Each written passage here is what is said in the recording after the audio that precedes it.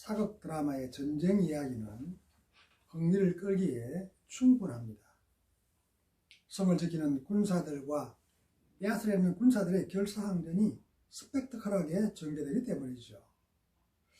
문제는 성을 빼앗기 위해서는 수많은 희생자가 발생한다는 것입니다. 그런데도 만약 성을 함락시키지 못하면 사기는 그냥 뚝 떨어지고 마는 것입니다. 더 이상 싸울 마음이 사라져버리는 이유가 여기 있습니다. 성경에도 비슷한 내용의 가나안 정복 전쟁 이야기를 소개합니다. 오늘 본문 이스라엘도 싸울 마음이 별로 없습니다. 머뭇거렸던 이유가 무엇일까? 무엇인가가 그들의 발목을 잡고 있었기 때문입니다. 유다와 요셉 가문 외에는 전쟁에서 성과를 거두지 못했다고 오늘 성경은 그렇게 알려줍니다. 왜 그럴까요? 그들이 하나님의 명령을 어겼다는 것입니다. 2절에 있는 말씀처럼 너희는 이 땅의 주민과 언약을 맺지 말며 그들의 제단들을 헐라하였거늘 너희가 내 목소리를 듣지 않았다는 것, 하나님의 목소리를 듣지 않았다고 그렇게 지적하는 것입니다. 그런데 책망을 받자 그들은 회개하는 것이 아니라 그냥 울면서 탄식해버립니다. 성경은 운다고 해결될 문제가 아니라고 지적합니다. 영적인 전쟁을 승리하는 방법을 정확하게 알아야 될 이유가 여기에 있습니다. 오늘 본문 말씀을 통해서 영적인 싸움에서 날마다 승리하시기를 예수님의 이름으로 축복합니다. 오늘 1장 1절에서 21절까지의 내용을 쭉 보면 유다 지파가 싸움의 선봉으로 세움받는 그런 내용을 소개하고 있습니다. 이 전쟁에서 선봉은 매우 중요하죠. 앞다투어 선봉을 쓰는 이유입니다. 전쟁에서 승리하면 그 승리의 공이 모두가 선봉장에 돌아가고 그 부하들에게 돌아가기 때문입니다. 그런데 선봉은 아무나 세우지 않습니다. 뭔가 믿을 구석이 있어야, 확신이 있어야 세우는 것이죠. 문제는 지금까지 가나안의 정복전쟁을 이끌었던 지도자 여호수아가 죽었다는 것입니다. 여호수아는 하나님 군대의 선봉장으로서 자기의 임무를 무사히 마쳤습니다. 지도자가 부재한 이런 가독이 적은 상황에서 이스라엘을 이끌어갈 새로운 지도자가 필요했습니다. 급박한 시대적인 상황에서 지도권이 자연스럽게 유다 지파로 옮겨집니다. 야곱은 하나님의 부르심을 받기 전에 자녀들에게 축복을 했습니다. 그 축복 기도 때문에 유다가 이렇게 지도자로 세움을 받는다 그 말이죠. 창세기 49장 10절 말씀 보면 규라는 것은 이게 지휘권, 지휘봉, 그 규가 유다를 떠나지 아니하며 통치자의 지팡이가 그 발 사이에서 떠나지 아니하시기를 실로가 오시기까지 이르리니 그에게 모든 백성이 복종할 것이다. 고 그렇게 야곱이 유다 지파를 향해서 그렇게 축복 기도를 했습니다. 신명기도 말씀 보면 모세가 여호와여 유다의 음성을 들으시고 그의 백성에게로 인도하시오며 그의 손으로 자기를 위하여 싸우게 하시고 주께서 도우사 그가 그의 대적을 치게 하시기를 원한다고 신명기 33장 7절에서 축복하는 내용을 기록해 놓았습니다.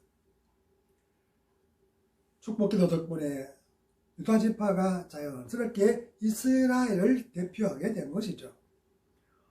오늘 1절에서 이스라엘 백성들이 여호와께 물었습니다. 누가 먼저 올라가서 싸워야 되겠느냐고 그렇게 물었을 때에 그들의 질문에 하나님은 유다 지파를 지적하십니다. 2절 말씀 보면 내가 이 땅을 그의 손에 넘겨주었다고 이렇게 기록합니다. 하나님의 뜻은 유다 지파가 선봉을 선한 것이었습니다. 하나님의 뜻대로 유다 지파는 여호와를 의지하고 싸우러 나갑니다. 그런데 혼자 가기를 꺼려합니다. 자기 힘만으로는 승리를 장담할 수가 없었다는 것입니다. 유다지파는 인간적인 생각으로 군사가 많아야 전쟁에서 승리할 수 있다고 판단했던 것입니다. 일반적인 생각들이죠. 이런 이유로 시몬 지파에게 동행을 제안합니다. 이것은 하나님의 능력을 온전히 신뢰하지 못했다는 것입니다. 완전한 승리를 할 수 없었던 이유입니다. 19절에서 그 사실을 알 수 있습니다. 골짜기 주민들을 다 쫓아내지 못했던 이유가 철병거 때문이라는 것입니다. 유다지파가 분배받은 땅의 일부를 함께 받았던 그 시몬 지파로서는 유다지파의 그 제안을 거절할 이유가 전혀 없었습니다. 서로 협력한다는 차원에서는 나무랄 것도 없습니다. 더구나 자기 지파보다 상대적으로 약한 시몬 지파를 배려하는 유다 지파를 칭찬할 일이죠. 연합한 두 지파는 승리를 거듭했지만 철병거라는 신무기 앞에 무능함을 드러내고 말았습니다. 여호와의 능력을 온전히 신뢰하지 못했던 결과였죠.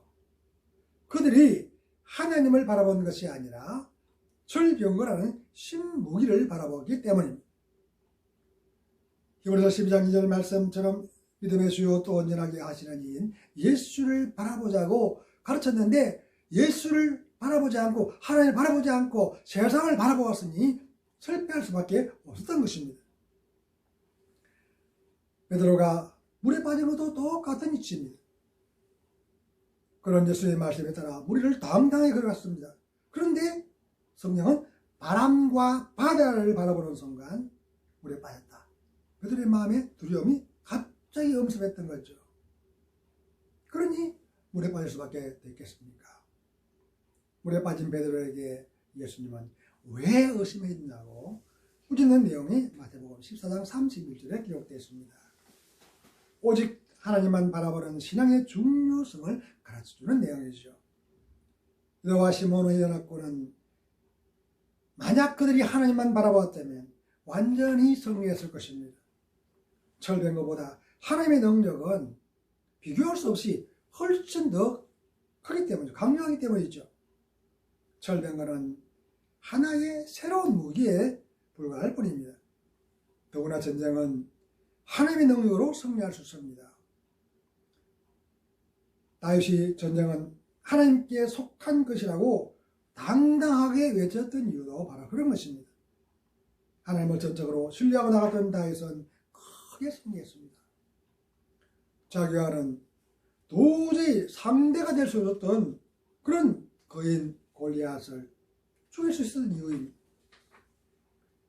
하나님께서 다윗의 그 물맷돌을 정확하게 골리앗의 이마에 박히도록 그렇게 이끄신 거죠. 유다와 시몬의 연합군이 그들이 문제는 하나님보다 먼저 신무기를 본 것입니다. 더 이상 공격할 엄두를 내지 못하고 머뭇거렸던 이유도 바로 이것입니다. 하나님은 그들이 다 쫓아내지 못한 가나안 부족들이 두고두고 이스라엘에게 가시와 올무가 될 것이라고 2장 3절에서는 경고합니다. 하나님의 경고는 그대로 실현되었습니다. 이스라엘을 힘들게 만들었던 조금 전에 설명했던 골리앗 같은 사람, 이 가드 사람 골리앗, 이 골리앗을 통해서 알 수가 있죠. 진멸하지 않고 남겨뒀던 그들의 사람 후손이 바로 골리앗이기 때문입니다. 하나님의 말씀에 순종하는 것이 얼마나 중요한지를 잘 보여줍니다. 자, 우리의 신앙생활 속에서도 이런 영적인 싸움을 계속하고 있습니다. 그 싸움에서 하나님만 전적으로 바라본다면 반드시 승리할 것입니다. 만약 세상을 먼저 바라보고 하나님을 신뢰하지 않는다면 참담한 실패를 경험하게 될 것입니다. 그러므로 영적인 전쟁에서 승리하려면 하나님을 온전히 신뢰해야 되는 것이죠. 남은 생애가 그런 신앙생활의 모든 삶이 하나님을 온전히 신뢰함으로써 어디를 가든지 승리할 기회를 예수님의 이름으로 축복합니다.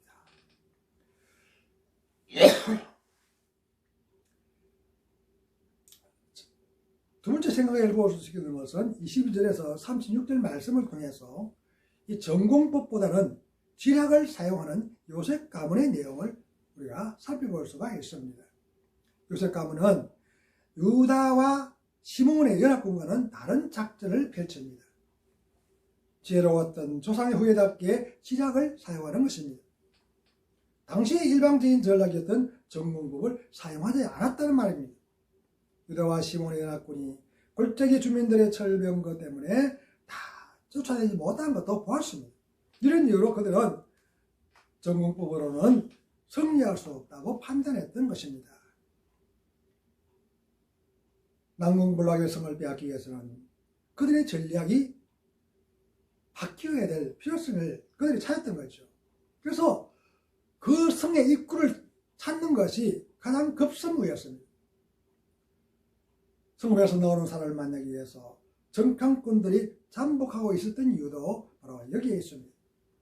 얼마 지나지 않아서 성읍에서 한 사람을 만났습니다. 나오는 것을 만났죠. 정탐꾼은 성읍에서 나온 그 사람에게 협상을 제안합니다. 입구를 알려주면 성이 함락될 때 당신들의 가족을 우리가 살려주겠다. 그 사실을 24절이 알려주고 있지 않습니까? 이 성읍의 입구를 우리에게 보이라. 그리하면 우리가 내게 선대하겠다. 이 선대라는 말은 헤세드, 자비, 인자, 긍휼로도 번역되는 말이지요. 무슨 말이냐면 우리가 너희를 살려주겠다. 생명을 보존해주겠다고 그렇게 약속하는 것입니다. 정탐꾼들의 제안에 그 사람은 마음속으로 계산해 봤을 것입니다. 하나님께서 홍해를 가르시고 요단강의 물을 마르게 하셨고 요단강 동편의 두 왕들을 진멸시켰다는 그런 소문들을 들었기 때문이죠. 여호수아서 2장 11절 말씀에도 보면 라합이 그 소문을 듣고 마음이 녹았고 정신을 잃었다고 그렇게 고백하는 내용을 기록해 놨습니다. 이 사람도 마찬가지겠죠. 그 상황에서 라합은 이스라엘의 정탐꾼들을 숨겨줌으로써 그녀의 가족들이 무사히 살아남았습니다. 어쩌면 성읍에서 나온 그 사람도 가족들을 살려야 되겠다는 그런 판단으로 성읍의 입구를 가르쳐 주었을 것입니다. 요셉 가문은 그 약속을 신실하게 지켰습니다. 여호수아가 라합에게 자비를 베풀었던 것처럼 성읍의 입구를 가르친 그 사람의 가족들도 보호해 주었습니다. 그 사람의 가족들은 멸망의 구름텅이에서 구원을 받은 것입니다. 요셉 가문도 큰 시행을 치르지 않고 성읍을 뺏었습니다.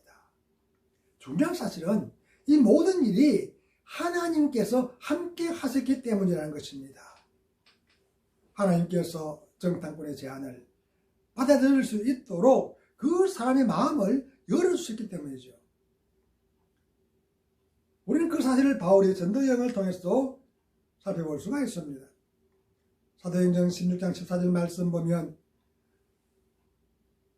바울이 두아디라의 강가에 앉아있는 여자들에게 복음을 전했을 때에 주께서 루디아의 마음을 여셔서 그의 말을 따르게 하셨다고 그렇게 기록해 놓았습니다.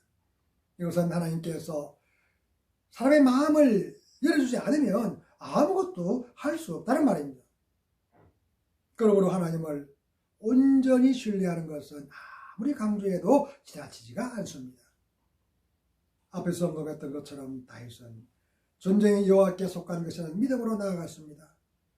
그 결과는 하나님의 역사하심으로 도저히 이길 수 없을 것 같았던 그인 골리앗을 물맷돌 하나로 쓰러질 수가 있었습니다. 관광하지 말아야 할 사실은 하나님을 온전히 신뢰하지 못하면 참담한 실패를 경험하게 된다는 것입니다. 이어지는 이야기들이 그 사실을 알려줍니다. 계속해서 실패하는 내용이 쭉 기록되어 있죠. 실패의 원인이 가난한 거민들의 죽기를 각오한 그런 싸움일 수도 있습니다. 그러나 이스라엘이 실패한 가장 큰 이유는 하나님을 온전히 신뢰하지 못했기 때문입니다. 이스라엘은 하나님을 바라본 것이 아니라 세상을 바라봤습니다. 실패의 선잔을 마실 수밖에 없었던 이유가 이것입니다. 전쟁은 사람이 하지만 성패를 결정하시는 분은 하나님이십니다. 하나님과의 언약이 중요한 이유죠. 이스라엘이 하나님과의 언약을 잘 지키면 항상 보호해주기 때문입니다. 그러나 그 언약 관계가 깨어지면 가차없이 심판하십니다. 더구나 가나안 부족과의 싸움은 언약 전쟁입니다. 이것은 언약하신 하나님을 온전히 신뢰하면 완전하게 승리할 수 있었다는 말이지요. 그러나 이스라엘은 세상을 바라보았기 때문에 결국 실패하고 말았습니다. 본 전파도 영적인 전쟁입니다. 무조건 외치는 것도 중요하지만 더 중요한 것은 지혜롭게 접근하는 것입니다. 전도 대상자에게 친절을 베풀고 선한 모범을 보이면서 삶으로 실천해 보이는 것입니다. 이것이 그리스도인들이 참된 모습인 거죠. 그 모습을 바라보고 그 대상자가 마음이 움직이는 것입니다. 왜 그럴까요? 하나님께서 그 사람의 마음의 문을 열도록 만드시기 때문입니다. 요셉 가문의 그 지혜가 복음 전도에도 필요한 이유가 이것인 거죠. 우리 남은 생애가 신앙 생활의 모든 삶에서 이런 지혜로 복음을 전하는 아름다운 도구로 사용될 수 있기를 예수님의 이름으로 축복합니다.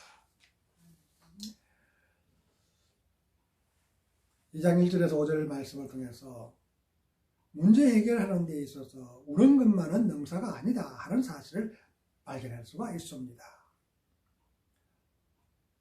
여호와의 사자가 복음의 진을 치고 있는 이스라엘 백성들을 찾아왔습니다.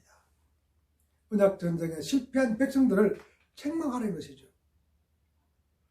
여호와의 사자는 이스라엘이 언약 전쟁에서 무능했던 이유를 설명합니다. 여호와께서 명령하신 그 명령을 지키지 않았다는 것이죠. 하나님은 이스라엘에게 가나안 땅의 거민들과는 어떠한 언약이라도 맺지 말라고 그렇게 명령했습니다. 그뿐만 아니라 그들의 단도 헐어버리라고 그렇게 당부했습니다. 그런데 이스라엘은 여호와의 목소리를 듣지 않았습니다. 그 결과로 전쟁에서 실패할 수밖에 없다는 것입니다. 이절에서 그 사실을 지적합니다. 가나안 땅의 거민들과 언약을 맺는다는 것은 그들의 신을 인정한다는 말이죠. 따라서 유일하신 하나님만을 섬길 수 없다는 것입니다. 예수님께서 두 주인을 섬길 수 없다고 경고하시는 이유도 바로 그런 이야기입니다. 같은 이야기죠. 재물을 섬기든지 하나님을 섬기든지 둘 중에 하나를 선택하라는 것입니다. 예수님의 경고에서 간과하지 말아야 할 사실은 재물이 하나님처럼 섬김의 대상이 될 수 있다는 것입니다. 하나님을 온전히 신뢰할 수 없도록 만드는 것이죠. 하나님은 언제나 자기를 온전히 신뢰하기를 원하십니다. 바울이 마귀에게 틈을 주지 말라고 경고한 이유도 바로 여기에 있습니다. 하나님과의 관계에 틈이 생기면 사탄은 그 사이를 파고들어서 하나님과의 우리 사이를 이간질시키기 때문이죠. 그 결과는 혹독한 대가를 치르는 것으로 나타납니다.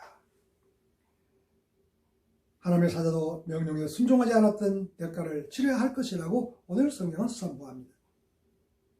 그 대가는 3절의 기록처럼 더 이상 가나안 족속을 쫓아내지 않겠다는 것입니다. 더구나 그들이 이스라엘의 옆구리의 가시가 올무가 될 것입니다. 그 소리를 들었던 이스라엘 백성들은 그냥 울면서 원망하고 있습니다. 이런 행동은 문제를 해결하는데 전혀 도움이 되지 않습니다. 그들이 울음이 참회의 눈물이었다 하면 또 다른 결과를 나왔을 것입니다. 그런데 그들은 참회의 눈물도 아니었습니다. 어쩌면 그들은 앞으로 닥쳐올 올무와 가시로 인한 고난에 대한 그런 두려움으로 울부짖었을 것입니다. 하나님 명령에 불순종한 결과가 그들의 심령을 참담하게 만들었다는 말입니다. 여호와의 사자가 선포한 대로 사사기와 역사 속의 많은 곳에서 가나안 족속들이 이스라엘을 괴롭히는 올무와 가시가 되었습니다. 앞에서 언급했던 가드 사람 골리앗도 그 중에 한 사람이었죠. 이스라엘은 여호와의 사자가 그들을 책망했을 때 즉각 회개하는 것이 지극히 마땅했습니다. 다시 말하면 그 땅의 거민들과 세운 언약을 파기하는 것입니다. 만약 회개하고 새로운 마음으로 여호와를 전적으로 신뢰했다면 하나님께서 그 싸움을 반드시 승리로 이끌었을 것입니다. 하나님께서 전적으로 도와주셨다는 말입니다. 더구나 하나님의 계획은 세상에 언약 공동체를 세우는 일이었기 때문입니다.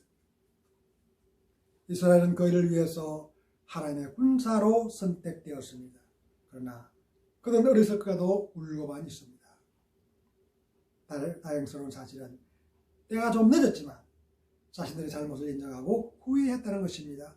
이런 이유로 그들은 여호와께 제사를 드립니다. 그럼에도 불구하고 그렇게 오래가지를 못했습니다. 사사기의 전체 내용이 이스라엘의 불순종으로 가득 채워져 있기 때문이죠.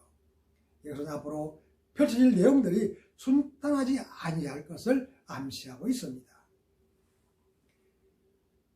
속담에 실패는 성공의 어머니라고 하는 그 말은 그 실패를 거울 삼아서 성공할 수도 있다는 말입니다.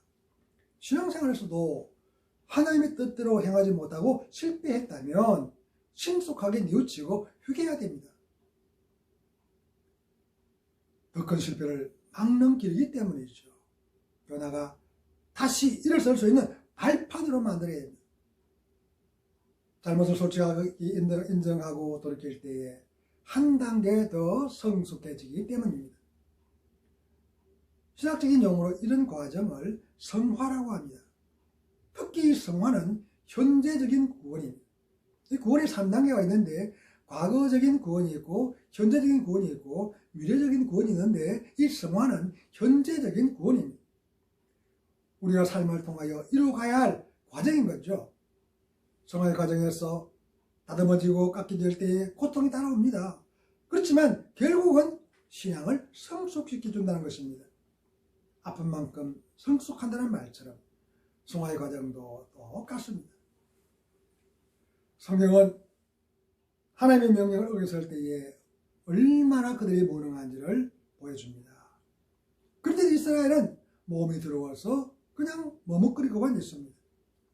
주는 떡도 받아먹지 못하는 나약한 모습을 지금 보여주고 있는 거죠.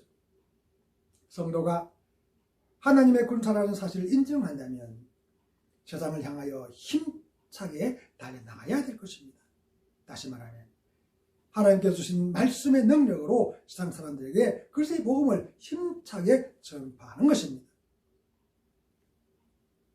마태복음 18장 18절 20절에 있는 말씀, 예수님께서 이 지상에서 가장 마지막으로 하신 명령, 지상명령이라고 하지 않습니까? 그 말씀 보면 하늘과 땅의 모든 권세를 내게 주셨으니 그러므로 너희는 가서 모든 민족을 제자로 삼아 아버지와 아들과 성령의 이름으로 세례를 베풀고 내가 너희에게 분부한 모든 것을 가르쳐 지키게 하라. 볼지어다 내가 세상 끝날까지 너희와 항상 함께 있겠다고 그렇게 약속하십니다. 부활하신 예수님이 지상에서 하신 마지막 명령, 이것은 세상에 하나님의 언약 공동체를 넓혀가는 일에 최선을 다하는 그런 권면입니다. 항상 함께 하시겠다는 것도 그 사명을 감당할 수 있도록 적극적으로 도와주시겠다는 거죠. 성경은 싸울날을 위하여 마백을 예비하거니와 이김은 여호와께 있다. 잠언서 21장 31절 말씀입니다. 하나님께서 전쟁의 주관자가 되신다는 사실을 분명하게 알려주죠. 하나님을 온전히 신뢰하면 반드시 승리할 수 있는 이유입니다. 다시 어딜 가든지 여호와께서 이기게 하셨다는 사실을 통해서 우리는 그 사실을 알 수가 있습니다. 역대상 18장 13절 말씀 보면 다시 어디를 가든지 여호와께서 이기게 하셨다고 그렇게 기록해 놓았습니다. 우리의 영적 전쟁도 하나님을 온전히 신뢰해야 승리할 수 있습니다. 우리 남은 생애가 승리하는 신앙생활로 하나님의 기쁨이 될 수 있기를 예수님의 이름으로 축복합니다.